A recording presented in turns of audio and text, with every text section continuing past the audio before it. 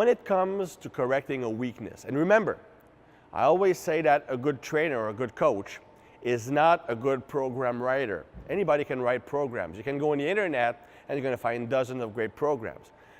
The real importance of a coach is as a problem solver. So the faster he can solve problems, either weak muscles, weak range of motions or stuff like that, then the better job he's doing. And the first step toward correcting a weak muscle or a lagging muscle group. Let's say, for example, that you have trouble making your chest grow. Well, the first step toward correcting that might not lie in utilizing special exercises or cool training methods. It's simpler than that. It's establishing a good mind-muscle connection with that muscle. Simply put, if you can't feel a muscle contracting during an exercise, then that muscle is not being stimulated by that exercise. If you can't feel somewhat of a pump or a tight feeling at the end of the set in a muscle, then that muscle is not becoming stimulated. In that regard, the pump might not be necessary to stimulate growth, but the fact that you're getting a pump gives you a clue that you are, in fact, stimulating the right muscle with the exercise. So that's why building a good mind-muscle connection is the first step toward correcting a lagging muscle group.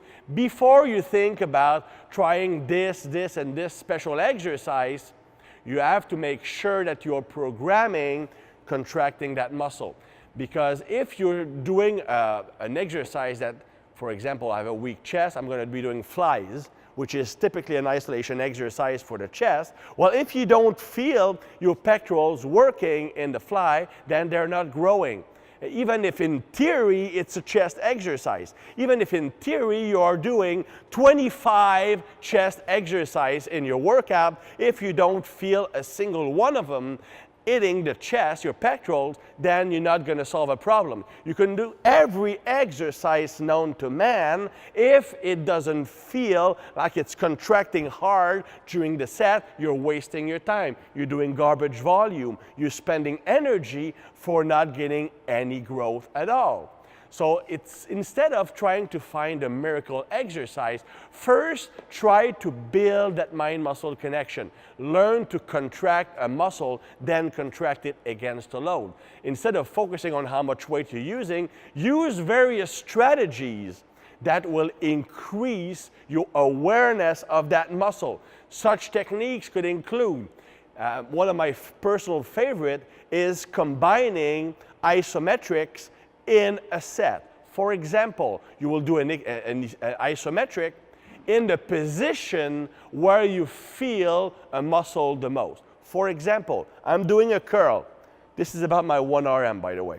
So I'm doing a curl, and I know that in that position, about 90 degrees, I feel my biceps muscle the most. If I go here, I lose a bit of tension. If I'm here, I don't have maximum tension either. If I'm here, I have maximum tension. So I will hold that position, actively flexing my bicep as hard as I can. I'm doing a pose in the mirror. I'm trying to flex my bicep as hard as I can for about 20, 30 seconds.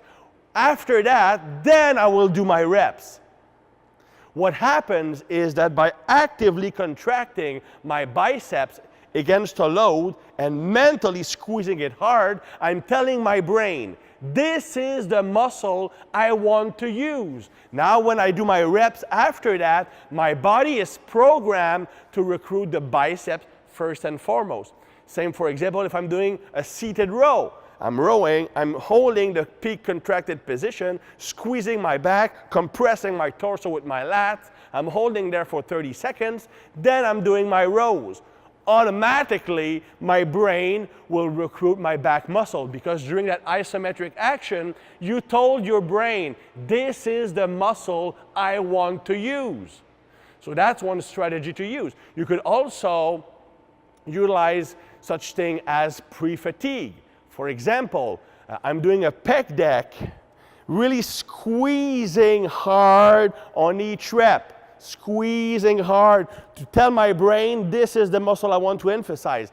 when there's a pump, not necessarily full fatigue, but when you feel a pump in your chest, go to your bench press and do your set. What happens is the slight pump, the slight fatigue in the chest muscle will make you more aware of that muscle when doing my bench press. If I'm more aware of the muscle, I can more easily contract it when I'm doing my movement. The first step toward correcting a weak point is learning to contract it when doing an exercise. So until you have built a good mind-muscle connection, use less weight and see training more as I'm flexing a muscle against resistance than lifting weights. Once you're good at automatically contracting the right muscle, then you can add more weight and focus on the movement. But until then, focus on flexing the muscle against resistance to improve that mind-muscle connection. That's the first step toward correcting a weak point.